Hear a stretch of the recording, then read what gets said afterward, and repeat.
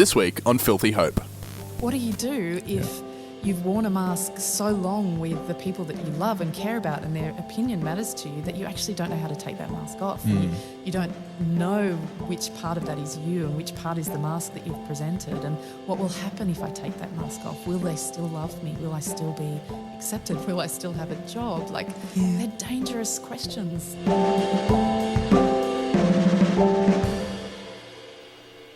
This podcast is a Uniting Heart and Soul production and was recorded on land that was stolen nearly 250 years ago. On this particular episode, we recorded on the land occupied by the Gadigal clan of the Eora Nation. We pay our respect to all Aboriginal and Torres Strait Islander peoples, and we acknowledge that sovereignty over these lands was never ceded. It always was and always will be Aboriginal land.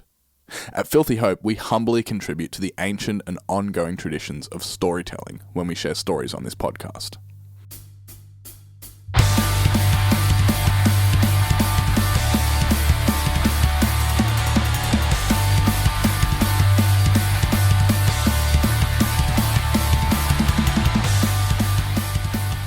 Hello and welcome to Filthy Hope, the podcast that talks about the grey spaces where Jesus, life and culture intersect. If it's your first time here, welcome. My name is Jonty. I'm joined as always by my co-host, Rev Ness. Hello, Jonty. Pastor Jonty. Yeah, Pastor Jonty. Anyone that doesn't call me Pastor Jonty, I require a small fee. Oh, it's totally. You've just worked too hard for that. Yeah, so hard. Exactly. So hard. Pastor Jonty. No, it actually makes me throw up a little bit every time I hear it. Yeah. Is it the bolognese that's in the back of your throat or the bosciola? It's just the general vibe that I'm more important than anyone else makes me want to throw up. You're not. You're the senior pastor, brother. Just embrace it. That is technically true because you're a deacon, so Right. I'm the only pastor You are. at Uniting Heart. So I am the senior pastor. You are. I've been By default. saying that But I'm for also a long the time. junior pastor and I'm also the XYZ anything else pastor because I'm You're the only just one. bloody great is what you are. Just I love embrace that. it. Thank you so much. You just And joining us, we have a very special guest, Rev Greer Hudson. How are you? Hello, I'm good, thank you. Excited to be here with you both. We're thrilled to have you. This is very exciting. Thank you. It's very exciting, isn't it? Yeah. And we're Should going I to confess Yes. from the very beginning Yeah, that I'm yeah. not a podcast person? Yeah, go. Yeah, I'm not a podcast person. Sorry, podcast listeners. I didn't catch the vibe that went around, and I don't know, was 2020 a big time too where people just really 100%. got into podcasts? And I had children running around the house in lockdown, so I didn't have the time, space or energy to get into podcasts like Yeah, the rest that's of the world right. seemed to. So I'm not a podcast person, but here I am on a podcast. It's a really great way to learn. Right. I find podcasting really terrific. Yeah. If you find the right one. Yeah, And a that's good the key. general conversation. I love it. Love listening to what people say and think and feel. Nice. And just weighing that up against what I think That and was feel. me. I wasn't a Yeah. podcast person at all. Just didn't listen to them, and I found them kind of boring. Just didn't have the headspace, and then lockdown happened, and I was going on walks all the time, and Right. now I'm a podcast person. And I You're not hope just a podcast person, you're a podcast creator. That's right. Yeah. He is. Yeah. Which now I've kind of come all the way out into the other side, and sometimes, I have my list of podcasts that I like to listen to each week, and I'll get to having listened to one. I'm like, I think I'm done. Right. Yeah. Because I You've make reached- this one and I make Yeah. another one at the moment as well. It's just too much podcasts. So, I had yeah. Ginger in the car the other day and she said, "What are you listening to, Mum?" Because it automatically came on my phone. It was you, wasn't it? Yeah, it was our podcast. And she said, "Oh, Mum, do you know how creepy and weird that is that you would listen back to your own podcast?" I said, "Well, I've just got to be careful I don't say anything dodgy." You've Do got you to know what I mean? double I've got to check. double What did check. I actually What did I say? say? Do you know what I mean? So I've got to be a bit careful. And so I'll have a listen back and just make sure. I'll listen everything's to make sweet. sure that like the transitions are good because we put music right. and like I take some clips for the beginning and things like that. And I remember the first one that we did this year, which was with Simon Hansford. And I was on a retreat with Pulse at the beginning of February, and it came out that Friday. And my girlfriend, shout out, how you doing?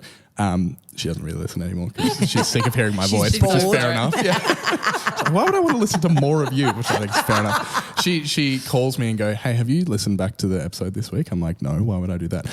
Just listen to the outro. And at that point, we were doing voiceover intros that I'd do afterwards, and I just read it out a few times to get like a good one and then cut the rest. I just forgot. And so it was me reading it like 5 times in a row. I'm like, so now I do listen to it, but only like the first and last 5 minutes, just to double check all that stuff. Yeah. Well, Do you ever have times where you have people kind of respond and say, how dare you say that? All the time. All the time? Yeah. We cop hate mail all the time. Yeah, not as much as we did for a while. I think it's when we directly address things like swearing and things like that. Well, I'm just trying to say fuck less because then people have nothing less to... How's that going?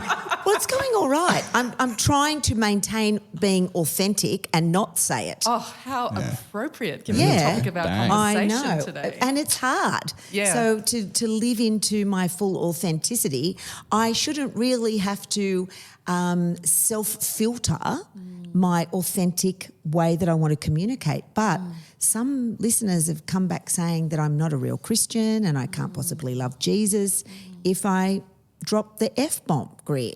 Right.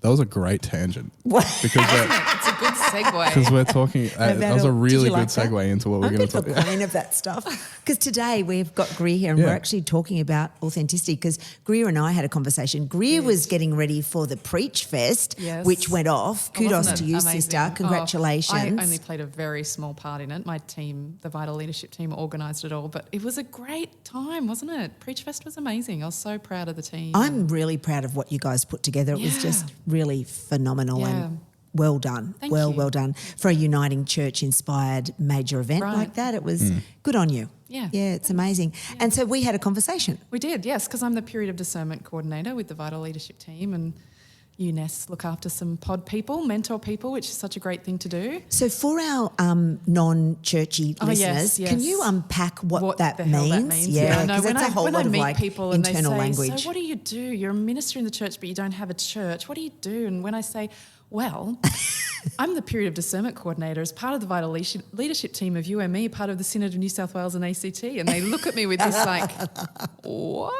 Yes. Right. So basically I work for the Synod, so across the state, New South Wales and ACT, and I oversee a program called the Period of Discernment, which is all about helping people find what their gifts are and how they can use those to serve. So we strongly believe it's in the basis of union, the core of our kind of church founding document that talks about this idea that we all have gifts and every gift has its corresponding service. So it's this idea that all of us have capacities and they're unique and they're different, and God gives those gifts to us and asks us to use them to serve God in the church and the world. So the Period of Discernment is a way to help people find what those gifts are and then how they can use those. It's also connected into phase 1, which is phase 1 of formation, which is about those who feel like their gifts might be in leadership, exploring is that into ordained ministry, minister of the word, minister of deacon, or ministry of pastor, which isn't ordained but is a lay specified ministry. And it's a program that helps shape that formation stage as they go through that discernment and explore who God's made them to be and how they can live that out to the fullest. So it's quite exciting. It's fun. It's a best gig. It's pretty cool. Yeah, it's a bit of a coup, sister. Yeah. How did you get that? It's because I'm so brilliant. Somebody made that for you. It's pretty impressive. It's been really fun. And it's a new role, so I've kind of had to shape it a little bit. But the Vital Leadership team are a great team of people to work with. It's been a gift. I've really it's really vital work because I get to work with you. Yes. And as a part of being in Sydney Presbytery, I've had the privilege of mentoring podlings, as we call them. I call them potters. It's really hard to find the right term. We don't have a phrase that captures it. Potters, podlings. Yeah, I think Reverend Sally Gabsley Bell. She came up with podlings, and I think that's what we call them at Sydney Presbytery anyway. And it's been beautiful being on that ministry team where the podlings explore their call, like you say. Yeah. It's a real privilege to be able to walk that journey with people as they learn more about themselves and what God is calling them into in ministry. Yeah. It's the best And gift. I want to add a little, because part of what I've done this year in this role, I've had the chance to kind of do a massive audit about how we do the POD across our presbyteries because, how we like to be. We all like to do it slightly differently. Yeah. And unfortunately, like in some places it's thriving and it's amazing. We have some incredible presbyteries doing incredible work. But it's kind of developed a little bit of a reputation that you do the POD if you want to be a minister, because you do have to do a POD if you want to seek ordination. Right. So a lot of people will be like, oh, I don't want to do a POD because I don't want to do ministry. I'm not a minister. That's not what I want to do. So this year we're shaking things up a little bit and kind of coming back to what the POD is really meant to be, in making the POD a congregational resource for everybody to be able to discern their gifts and how they can use them. And then phase 1 is for those who want to go on to do ordained ministry or explore that. So I hope people do a POD over and over again, like in their life. We're wanting to create a POD for kids in year 11 and 12 so they can discern what they want to do after school. We want to create a POD for people entering retirement so they can discern, I'm entering in retirement now, this is a new season. What's God calling me to do in this season of my life?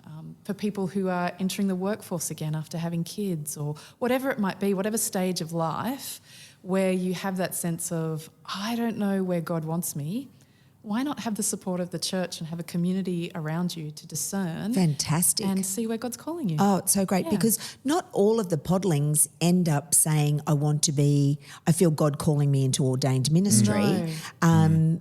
It's super interesting, actually. I love it. I love hearing how they get to where they get and what God says and how they express that. It's been a joy in my ministry leadership to actually walk that path with people. Yeah. Because it's a privilege. And it's helping someone get to the core of who they are, right? Yeah. Coming to this topic that we're wanting to talk about today, authenticity, it's that sense of a person discovering who they authentically are and how God is giving them opportunity to be that fully in the world and to find their purpose and make a difference. Do you remember your POD, Greer? I do remember my POD. Were you already working as a... Yeah, I had a complex pathway to ordination. So I was in a ministry of pastor role when I did my POD. Yep. Because I'd done 3 years of study and formation with Churches of Christ and then come across to the Uniting Church. So, but this is the thing too, like we have this beautiful system in the Uniting Church. If people have a sense of call and do a POD and move through formation, and there's a beautiful path from A to Z, but no one follows that path. Yeah. Almost everyone I speak to about their POD will say something like what I just said, oh, I had a weird kind of path, or, it went this way and that way, and I didn't kind of come in the front door, and so many people go about it different ways. Yeah. I think I had a pretty textbook kind of path, because the minister that I was mentoring me at the time I think did it by the probably old school, the way that they were doing it. Was for 12 months, and I journaled my way through it, and I was an active part to play in the leadership of the church, and he gave me opportunity to read prayers, write prayers, to preach, to set up a youth ministry there. It was just an epic time in my growth and learning. But I didn't want to be a minister. Yeah. I just was doing it because I needed to kind of explore. Surely God was going to say to me, no, Ness, it's okay, go back to being a greedy businesswoman.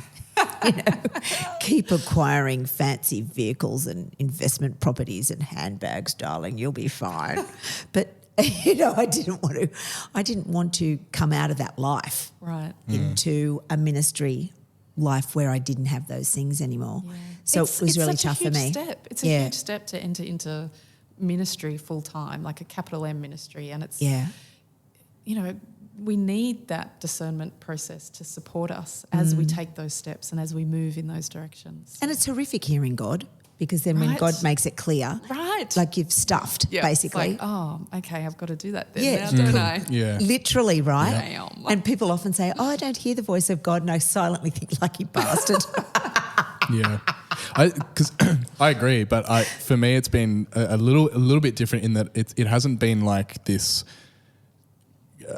not commanding voice. That's not quite what I mean in identifying what you're kind of talking about, but I've just felt this like undeniable like kind of nudging, or almost like a tugging, and the longer you ignore it, Oh, yeah. Gradually, it just gets harder and harder until you feel compelled. And I guess that's what conviction is to some degree. You can't not do it. Can't not. Yeah, exactly. Yeah, And it's I that say undeniable nudge. That's, And the longer you go, I'm sure it's nothing. Like the stronger. The more. Yeah.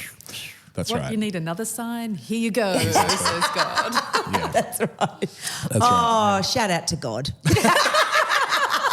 Friend of the show. What You a think God's bloody listening? legend. Okay, authenticity, Miss Greer. Yes. I had a bit of a Google and I went to Mind Tools. I love it. And tell me what you think about this, both of you, okay? Listen. Do you ever feel as if you're wearing a mask? Perhaps you think that you have to act in a certain way around your boss or say certain things to your colleagues so that you will be accepted. Instead of being yourself, you're playing a role to fit in or to impress others. Big words. I know. I didn't think about this before. This has just come to my brain, and now I think it's kind of a cool analogy.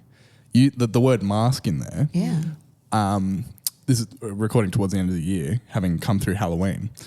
I dressed up properly for Halloween this year for the first time in a while and had a mask. I was Jason Voorhees from Friday the 13th. You're such a sicko. The hockey mask with all the stuff, right? What's wrong with you, brother?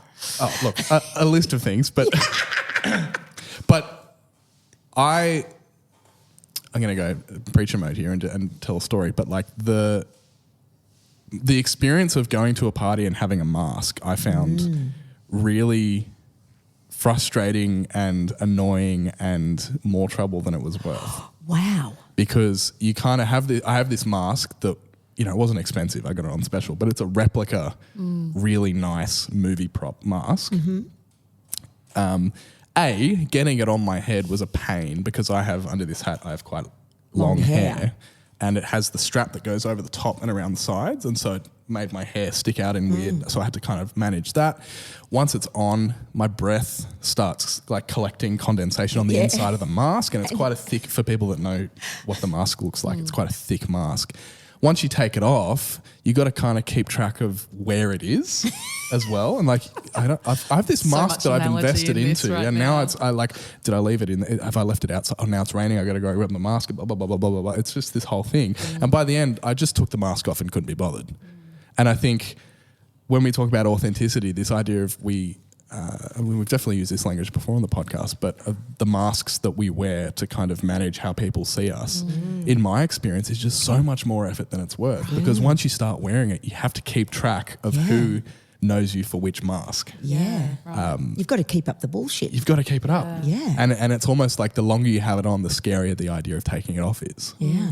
Does this resonate at all with this? Well, Yes. 100% we can kind of wrap it up now. See you next week. Yeah. And it's funny because when you were reading that too, the word mask stood out for me too. Yeah. And I have a theatre background, and we used to, do units and plays all around masks, etc. But we'd always talk about how masks both hide and reveal. So we put a mask on to hide part of our face, but actually it reveals something else and it shows something else to the world. So it's this hiding and revealing thing. And yeah, this topic came up for you and I, Ness, when we were chatting. We were having our POD conversation, and I was asking you because I said to you, Ness, you strike me as someone who's so incredibly authentic, and it's something I love about you, that you are you wherever you go. And I know who you are, and I get to see you wherever I encounter you, and I love that about you. But it's hard, right? And so my question to you was about how do you do that? How do you not wear a mask, and how do you be authentically you? And for me, that question to you was specifically around ministry, and we can talk to that when we get to it. But this question of how do we allow others to see ourselves without hiding, without presenting a different thing to them, without revealing something that we want them to see, but actually letting them see us, because it's a scary place to be. It's vulnerable. And you pulled up that great quote by Brené Brown, and it is about vulnerability. And to answer your question while you're finding that is I just choose vulnerability. I choose to live into that space, because to not live in that space for me is bullshit. Yeah. And so I actually find safety in my vulnerability, because it's a raw edge that I run. and I just live into that raw edge. Now, it's not always palatable for everybody, and people find it threatening, stressful. Oh, can she just stop being so loud? Why do you think you can be like that? Who do you think you are to think that you can actually be like that? Yeah, what right do you have to be yourself? Yeah, well, how do you not? Right. It must be exhausting being you having to bullshit all the time. Right. It must be absolutely crippling to keep hunting for that bloody mask and to know what you've said to somebody if you're not telling the truth. Yeah. I have this absolute chronic truth-telling thing, and I talk about it quite a lot. Yeah. I just have to live in truth because anything else feels fake, and I can't do fake.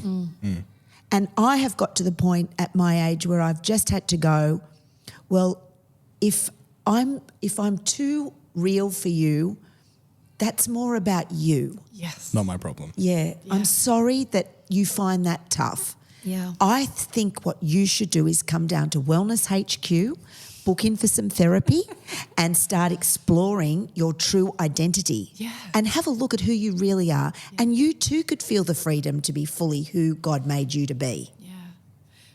That's it. And I just say sparkle, baby. And that was my line back to you, Greer. It was. Just be you. Which, can sister. I tell the sparkle story? Yes. So, okay, I'll tell the sparkle story, then Okay. I'll do the Brené Brown quote. Yeah. I was at an art exhibition opening recently in Melbourne, and one of the artists there was speaking, and she told a story about being in high school and creating an artwork for her teacher, and she had a little bit of glitter on it. And her art teacher said to her, had this beautiful, honest conversation with her and said, do you know what? I don't like this artwork. It's not my cup of tea. It's not my style. I'm never going to like this kind of artwork, so don't try and make art that I like, because I'm not going to like it. So you make your art the best that you can for what you like. Yeah.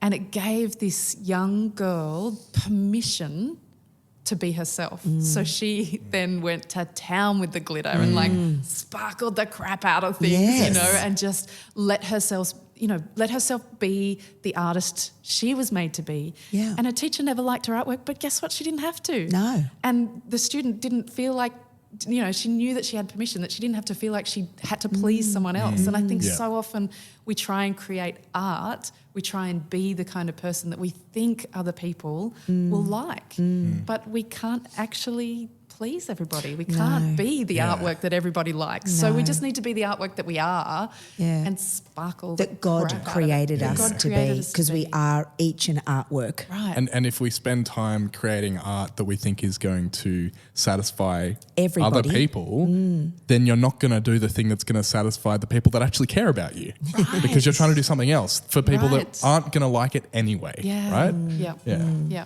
So, Yeah. I think Love it. just why waste time trying to appease people who aren't going to like Yeah. the thing you're doing anyway? And that's really hard when the people we're trying to appease are, like the quote that you were reading from, are your boss or your colleagues or your partner or your family. Yeah. Like, Yeah. what do you do if you've worn a mask so long with the people that you love and care about and their opinion matters to you that you actually don't know how to take that mask off? And you don't know which part of that is you and which part is the mask that you've presented, and what will happen if I take that mask off? Will they still love me? Will I still be accepted? Will I still have a job? Like, they're dangerous questions. Yeah, they really It are. is vulnerable. Yeah. Which vulnerability, Brené Brown, let me read this quote. Please. She says, authenticity is the daily practice of letting go of who we think we're supposed to be and embracing who we are.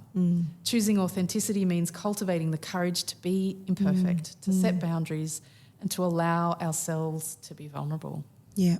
I love that. It is. It's a letting go of who we think we're supposed to be, embracing who we actually are, who God has made us to be. Yeah. That's And I all we think can a do. part of being authentic and really real and laying down the mask, and I think when I lay the mask down, I have a filter in the mask. So I if I'm going to put a mask on, I do mega filter. I'm as boring as batshit when that goes on. I very rarely have to do that these days.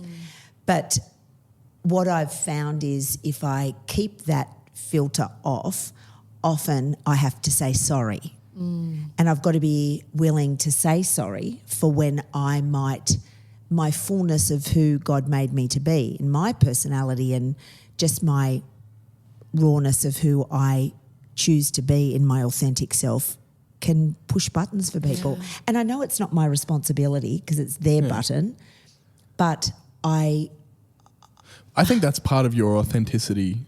I'm not talking about you specific, but a part of being authentic isn't just being open and honest about who you are, but it's also about if that does actually cause friction, it's a genuine, I actually genuinely didn't mean that to be, and it's not a fake like, sorry, let me, write an apology and send it, like metaphorically speaking. It's like quite genuinely, in my authentic self, I didn't mean to cause harm or I didn't mean to offend or whatever. And that actually then, if it's out of authenticity, actually matters and actually lands for that other person or group or whatever the situation is in a way that actually means something and is meaningful. Well, because as a minister, you never want to hurt your flock. No, of course not. It's not what you sign up for. It's not the gig, right? Right. On any level. And authenticity doesn't have to mean, not caring about the impacts that you make. Like in some ways, toddlers are authentic, right? Because they don't care and they don't have that. They haven't learnt yet to be socially acceptable, so they feel something, they express it. They are their authentic self. And we can't be toddlers, right? We have to be wise and mature and kind and loving in our authentic self. So being authentic doesn't mean I don't have any filters or I don't think about what I say before I say it or I don't care what I say or how it impacts others. It's, we have to bring a maturity and a wisdom and a kindness in our authenticity. But there's still truth. Yeah, 100%. It says here, put simply, authenticity means you're true to your own personality, values and spirit, regardless of the pressure that you're under to act otherwise. You're honest with yourself and with others and you take responsibility for your mistakes. Your values, ideals and actions align. I love it. Yeah. And we all have pressure, don't we, to be something that we think we're meant to be. Like we're coming up to the Christmas season, people are getting together with their families and talk about pressure to be something, with our families that you grow up with, you learn a way of being in that family system and then you have this incredible pressure to be that person. Like I'm the youngest in my family, so what does that mean? How do I fulfill the role of being the baby and how do people perceive me and how do I fight against that and how do I have pressure to live up to a certain expectation of what I'm supposed to be or how I'm meant to be in the family. How do we be authentic around Christmas? Someone gives us a gift that we actually hate. Do we say, "Wow, this is disgusting. How did you think I could possibly like this?" Like that might be my honest response, but it's not super kind. Yeah. So how do we, and how do we teach our kids that? I've got 3 kids and how do I teach my kids how to be authentically themselves, but then also be kind and loving to their family and not necessarily say the first thing that comes to their mind or... Yeah. My grandma on my mum's side, who's passed away coming up on 10 years ago, but she always used to say, and we always used to take the piss out of her, if I'd say something, rude or, as a kid, you just say stuff. Yeah. Is it kind, necessary and true? Yes. And that's like that was the measure. The 3 lenses that you put everything. And at the time, you just kind of shut up. Like, what are you talking? But I actually think in retrospect, speaks exactly really to what we're talking about now. Is it 100%. kind, necessary, and true? Yeah. And now looking back on it and reflecting on that, true not in the sense of is it factual, but also is it true to who you are? Does it actually reflect who you are as a person in a way that is true? And true to the relationship. That's too, right. That you have with them, right? Yeah. Talking of parenting, isn't being an authentic parent a stretch, Greer? Oh, my How is goodness. that going for you at the moment? Yeah, I've got 2 teenagers and 1 pre-teen, and my goodness, no one prepares you for the teenage years and how incredibly difficult they are. And it's an interesting question, how to be an authentic parent, how to be an adult who has her own personality and interests and likes and emotional reactions and to be a kind and loving parent who sets an example for her kids. Yep. So, there are days when if I was being authentic with my kids, I would not be being kind. How do I have my emotional reaction? Like, my kids are doing crap that gets me angry, and how do I have my anger authentically without blowing my top at the kids and without scarring them. Yeah, and having to pay for therapy. They're going to have therapy over one thing or other for the rest of their life. Just start putting money away, babe. That's right. But how do I have my authentic emotional reaction to them and to life, and be a good parent, be the kinder, wiser, stronger, person in that relationship? It's not an easy path. And raising daughters is particularly hard. I remember a conversation with my girls about sex and premarital sex and condoms and periods and the pill and the bar and all the bits and what are the options and when to say yes and when to say no and should you do it, shouldn't you do it, the whole shebang and what happens. And I don't think any of those conversations are gendered, by the way. I think that you have those conversations with you would daughters, do. sons. Yeah. Well, I don't know sons, so I only know my context. I just this story is just about these two girls. And I was having this authentic conversation, right? And it went I was really concerned that I was deeply concerned about sex unprotected. And I think that's anybody, right? Right. And when you're young, I don't think they realise how important that is. But I grew up in the 80s. I grew up with AIDS being a thing and the big scary... The Grim Reaper. Playing Did you grow up with that? Yes.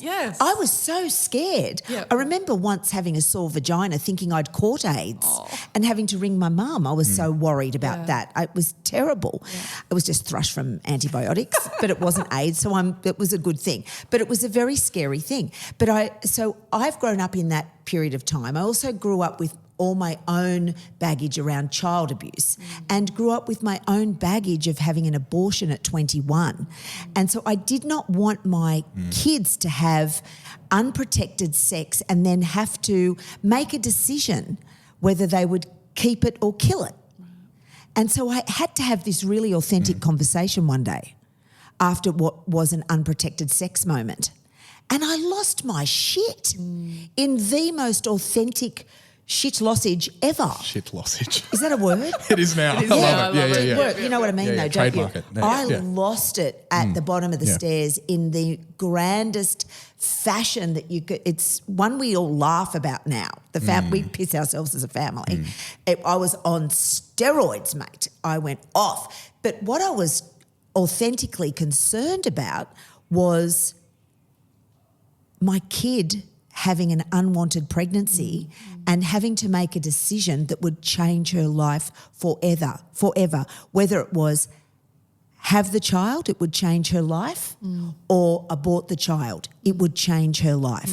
And I knew what both of those felt like, and I didn't want my kid to experience that. So I had a choice as a mother. Do I just not have the conversation and not disclose my own shame about my decision that I made, or do I give her an experiential knowing authentically as her mum about how I know how this shit rolls? And shame is such a key word there. Yeah. For me as a parent, I intentionally try not to shame my kids. I do not want my kids to feel any sense of shame from my parenting. But in all of these decisions that they're making in life about sex, drugs, alcohol, whatever it might be, whatever they're approaching in life, I have an opinion about what I think is right for them and what I think is good for them and what I want them to be doing. But I, as a parent, I have to balance how I express that, my authentic desire and my hope for them, with not wanting to shame them and not wanting to judge them and wanting them to know that who they are is loved no matter what they choose. That's gold. And I'm so grateful for my relationship with my kids, where I feel like each of them can be really honest with me and can talk to me about the stuff that they know that I would rather they weren't doing or whatever it might be. But they can talk to me about it because I want them to know that their authentic self is never going to be judged or shamed by me, and the choices that they make do not change my love for them. And if they can come from that solid grounding, then they're free to be themselves and discover who they are without any sense of shame, and they can step into that fully is the hope. I failed on that. I totally failed. Oh, we all fail over and over, Ness. But it was my own shame. It was my own shame that I was wearing, that I put out there, and I suppose and I've done it on a couple of occasions with one of my daughters, and it has had detrimental effects in our relationship, in her development, because of the words that I chose at the time to use that were just coming from my own shame. My own experience of shame. And so I've just didn't want her to feel that, and her not, in my desire for her to not have that feeling of shame, I in fact instilled shame. It's awful. So hard. Yeah, so if I could take back and be a little less authentic in my parenting, I would push rewind on the tape deck, you know, that noise that it makes, and I'd take it back and I would do it differently, but I can't. So Greer, if this Mind Tool document says that living an authentic life is also vastly more rewarding than hiding your true self, and when you live authentically, you don't have to worry about what you said or that you didn't say. It's a bit like what Jonty said at the beginning about the mask on. Where the hell is it? You don't have to remember how you acted or whether you did the right thing. Living authentically means that you can actually trust yourself and your motivations for living. Yeah, I like it. How, sister, do you be authentic in your relationships? Yeah, that's a big one, right? Yeah, so share. But it's interesting. I think hearing you talk about that idea of say what you said again. That little bit. Living an authentic life is vastly more rewarding than hiding your true self. So this idea that it's more rewarding, like there's a relief about it, right? You were talking about that too, Jonty, that when you take the mask off, there's this relief. It's like when you get home and you're under your tight jeans, you take your bra off and it's like, put your trackies it's like on. Such a relief, because when we're out and we're holding everything in and we're holding tight, our body's not at ease. But when we allow ourselves to be our authentic self, when we allow ourselves to be our authentic selves, it's like we're undoing the top button, taking the bra off or whatever it might be, and just relaxing and easing into that. So it's so much more rewarding. But, that means that we show people who we are. Like we might do that when we get home because it's safe to do that at home, right? And in our relationships with our core people, hopefully it's safe for us to do that. Yeah. The person that has taught me the most about authenticity is my dad. Yeah. So I love my dad to bits, and he knows that, and he loves me to bits, and I know that. We have a very special relationship. And he, 18 years ago, when I was pregnant with my first daughter, he came out, told us that he was gay, which was massive for us as a family, having grown up in this very tight nuclear family of my mum and my dad and my three sisters and I. And for him to come out and to share his authentic self with us came at such a risk, right? There are so many gay married men who haven't come out because of the fear of what that will mean, losing 100%. their kids, losing their family. What will people think? What will people think? Yeah. How do I be my authentic self? How can I do that at work? Right. What will people say about me? At church, how can I turn up to church? Right. And so my dad having the courage to do that, it was costly. It was costly for my mum. It was costly for us. It was costly for him. But him being able to be his authentic, true self, so rewarding, so beautiful. And, it was interesting at the time, like I was married, my three sisters were married, like it was very different. My dad coming out and my parents divorcing as a married person. It wasn't like I was a teenager and I was, kind of adjusting to that information. In that it blew everything out of the water for us.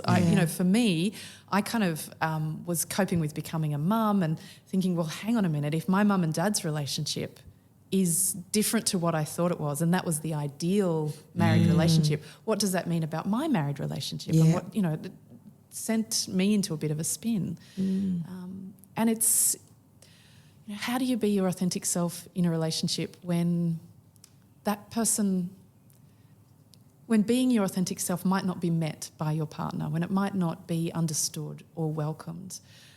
And for me, a huge part of me being authentic was owning my own sexuality. Yeah, so wow. as a teenager, I was attracted to boys and girls and always kind of knew that I was bisexual.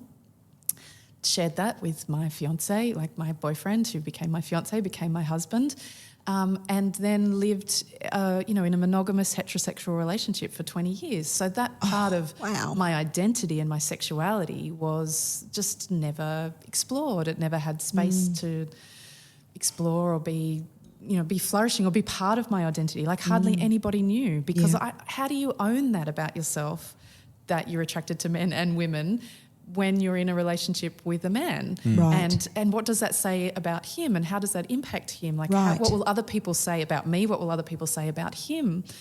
So it's only in being divorced in the last few years that I've been able to more fully claim that and understand that actually I'm not bisexual, I'm pansexual, which was a whole new discovery for me. And being able to be that fully and own that and not be ashamed about that. Yeah, wow. And it's a That's journey. massive. It's Greer. massive. Yeah, it is kind of because huge. when I met you, you were the pretty beautiful school chaplain and you had the really hot husband.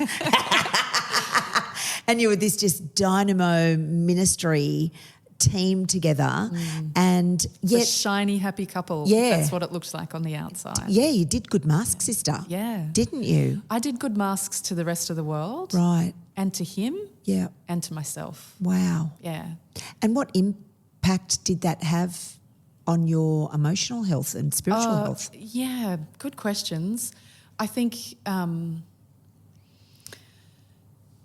it had a massive impact on my emotional health. Yeah, I have battled with depression on and off for 20 plus years.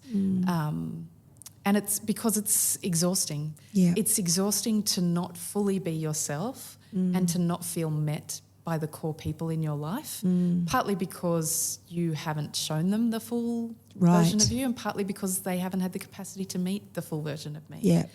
And so it's exhausting, it's lonely, it's isolating, and that takes its toll over time.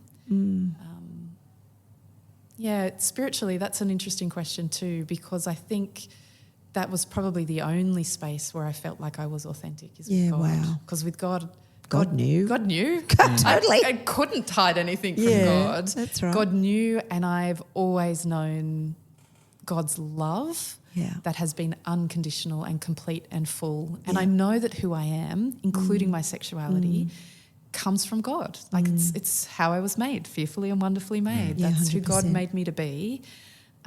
So I don't have any fear. I'm very blessed that I've been raised in a way that has taught me to understand who God is in that way, that God loves me completely and unconditionally, and who I am, made in the image of God, is worthy and beautiful and strong and amazing. Sparkle-arkly. Sparkle-arkly. Yeah, Indeed. definitely. Yeah.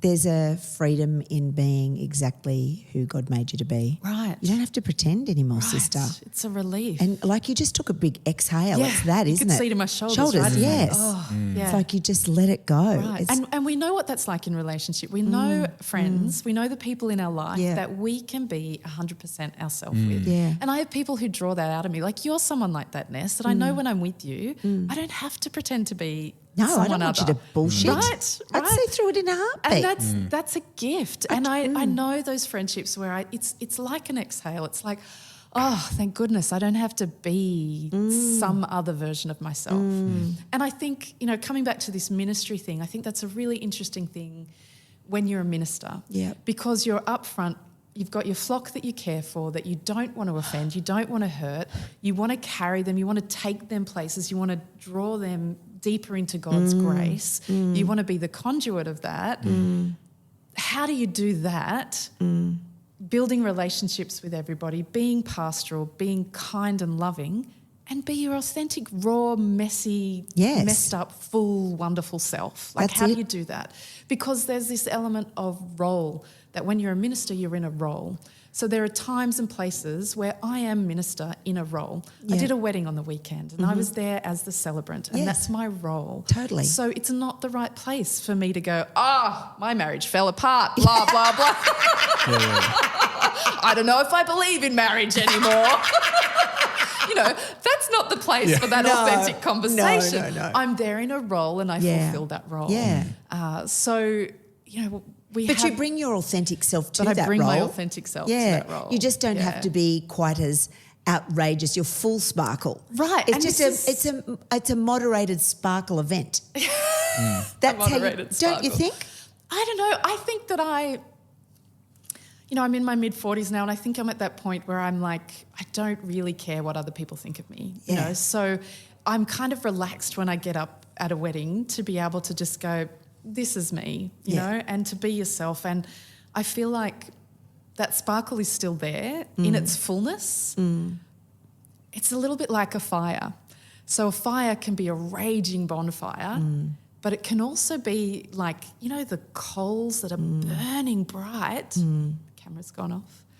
It can be coals that are burning bright and still be a full heat and full fire.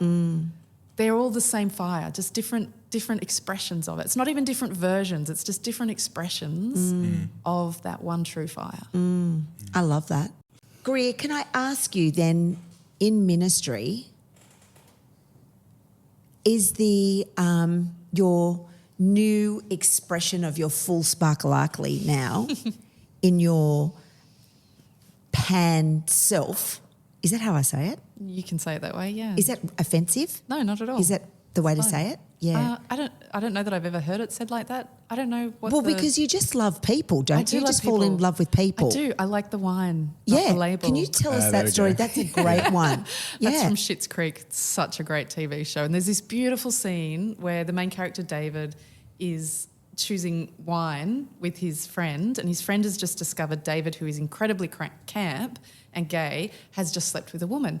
And his friend is like, so I didn't know you were into white wine. I thought you just liked red wine. And they have this whole conversation analogy of wine. And he's like, well, I like red wine and sometimes I like white wine. And I did try a rosé once, and I even once had a red wine that actually turned out to be a white wine. And, it's this beautiful, sweet analogy, and the line that comes from it is, I like the wine and not the label. Yeah. And that whole TV show and that scene has been really inspirational for a lot of people. There are people that have that on T-shirts and have used that to help them come out to their parents and help them explain their great. sexuality. Yeah, it's beautiful. Yeah. So how will that play out? Will there be anything different that you do or be or not be to be your new full, authentic, sparkle-arcly self in ministry?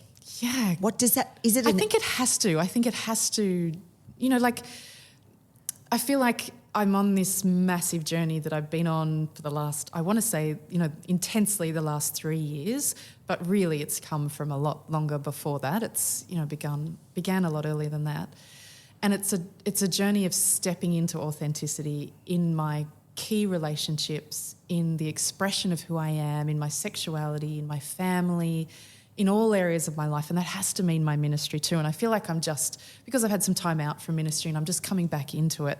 So I'm just exploring what that looks like. Yeah, and wonderful. I can't really answer what it looks like, just that I know that in my being different, my ministry is different. And even my beautiful mum, who I absolutely love to bits, we went for a walk on the beach the other day and had a swim. It was such a gorgeous way to start the day. And we're walking back from the beach and she said to me, Greer, I hope my mum doesn't mind me sharing this story because she probably will listen to this message. Shout out to my mum. Oh, Mum. Clicks for Mum. Greer's Mum. But my mum said to me, Greer, I've noticed that you're different. Oh, wow. I noticed that you are more full and alive and it's like you're blossoming. Oh, wow. And it was such a gift to hear that from my mum. Oh, yes. And it's interesting because I feel like in lots of ways I'm, the context of my life at the moment has still held me quite stuck where I am. And I feel like I've been doing all this internal work about my authenticity and how to be that, but I haven't yet had the chance to, to let that shine and to enable others to see that and to kind of fully step into that. And one of the ways I'm really looking forward to doing that is in ministry and seeing what flows from that. Are there lessons or maybe things that you noticed in your dad's journey that maybe, lessons that you learnt in watching that unfold in his life that maybe have applied to your journey so far? Or are there differences? I'm really curious to how, because that was obviously a huge step for him and his family and your family, how that has translated into your journey over the last however many years as well. Yeah, definitely. I think Dad's courage has been an incredible role model for me and an inspiration. And how I see him more fully becoming himself in owning the truth about who he is and, wanting that for myself, wanting that for my kids.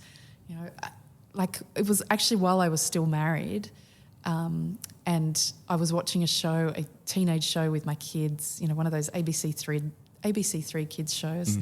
And there was a character on it who was bisexual, and the episode finished and I thought, here's an opportunity. And I said to my kids, do you know what that means, bisexual? And my youngest didn't, and we had a bit of a chat about it. And I said, actually, I identify as bisexual. And my kids didn't know that before. Oh, wow. And they were like, oh, cool.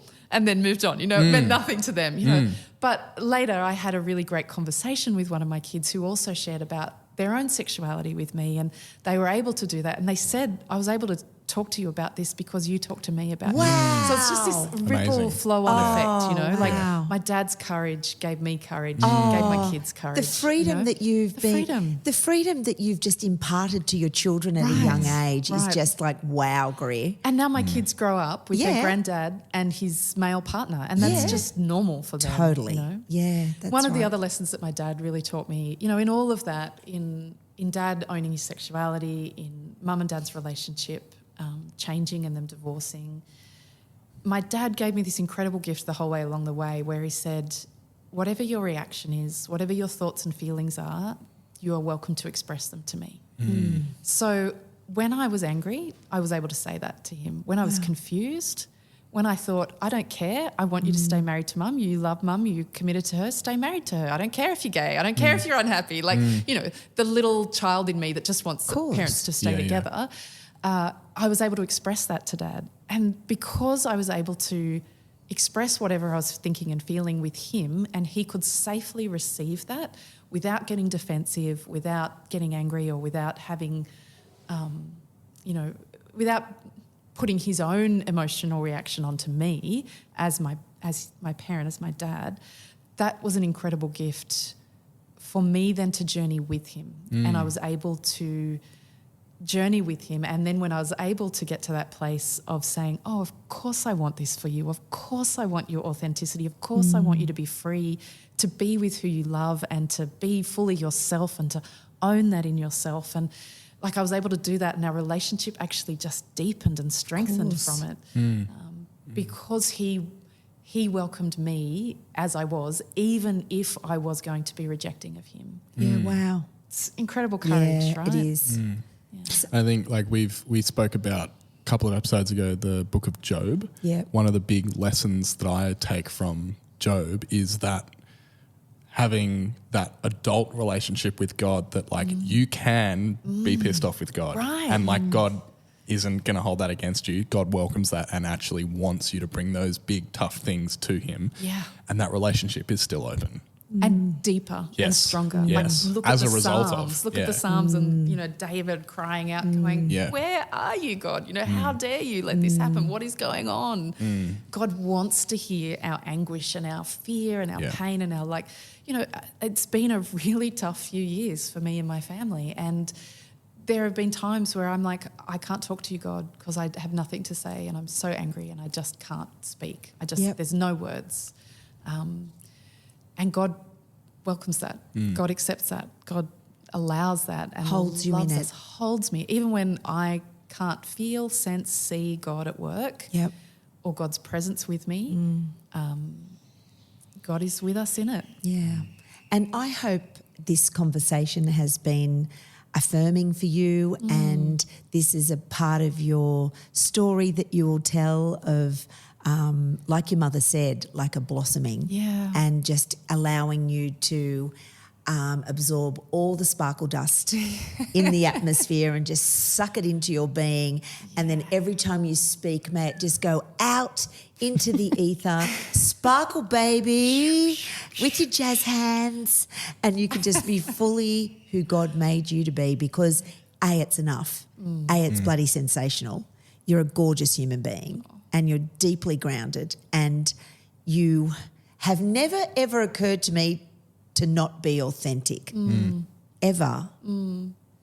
You gave and have always given to me a very real, what I have perceived as a very real, honest version of you. Thanks, Ness. Yeah. I do try to. That's what I always hope to do. And I don't, I know, I feel it in myself when I'm not what I hope to be. Like in terms of, it's not a version of myself I want to be, but just being fully me. And you feel it in your body, right? You feel it in your body when you aren't quite comfortable, or where you're like on edge, or you're just sitting a little bit like, but in the spaces where you can just exhale and be, and and what is it to be that, even in the spaces where there's pressure to be someone else. So even when you're in ministry and in a role, or even when you're with your family and you have all of those familial expectations and conflicts going on, what difference does it make when you come and just go, this is who I am. Yeah. This is where I'm at. It's not always shiny and happy. No. No. It's not always easy. It can cause pain to others. But the cost of not being authentic is greater. Yeah. Amen. What are you grateful for, sister? What am I? So much. I want to name two things. Please. My kids. Yeah. I love my kids to bits. Oh my goodness. They are the three most adorable human beings on the face of this planet. Wow. And I'm not biased at all. Totally impartial. And the other things, it kind of sounds materialistic, but it's actually not. It's my house. Yeah. I rent a house. Great. I was living in garages for, 2 years. And in the last year, I've been renting this just beautiful house. Great. That has been an oasis for me. And I'm so grateful for that space. It's allowed me to do some healing and just rest and restore. So I'm super grateful for my house. Oh, I would love you to be back in Sydney one day, back down here, or closer to us down here. One day I might be. We'd love to get you on the pod again, because there's a plethora of things that you can share with us, your wisdom on life and ministry. Is there anywhere online people can connect with you, or is that we can cut this out if you don't want people finding you? That's a good question. I have a website. Okay. Create Sanctuary. Great. .com.au, I think. It's not actually active at the moment. Okay. So I need to do some administrative work. And I don't really make friends with people on Facebook who I don't know. That's fair. Yeah. But people can find me on Instagram. Great. Greer Hudson. And if people are interested in doing a podcast, they could reach out to you as well. Doing a podcast, a period of discernment. Yes. Do a period of discernment with me. Just look up on the Synod website, which is Ness. Do you know the address? I know the address. It is New South Wales ACT.uca. No, damn it, I don't know what it is. We'll find it. Below. Yeah, look down below. Jonty's just got to type it out below. It'll be down below somewhere. Look at that there. Yeah. Just look up Synod New South Wales ACT UCA and then search period of discernment and you'll find me. Yeah. So easy to find me. So good. Well, thanks for listening or watching, however you're connecting with this podcast. We very much appreciate you tuning in. Thank you so much for joining us. Thanks for having me. It's been a ball. Great conversation. Appreciated it. Yeah, and like always, you can find us on socials, Filthy Hope Pod, Filthy Hope _pod on Instagram, and filthyhopepod@gmail.com if you want to follow up anything we've talked about. That just about does us this week. Ness, thanks for joining me again. Thanks for coming. And thanks for sweating. I've been sweating. It's really warm in this. It's not quite summer yet, but it's really, really Humid. muggy and humid, I find at the moment. So we got there. We did. Yeah. Thank you, Greer. My pleasure. Thank you both. Thank you. And have a great week, listeners. We'll see you next time. This is a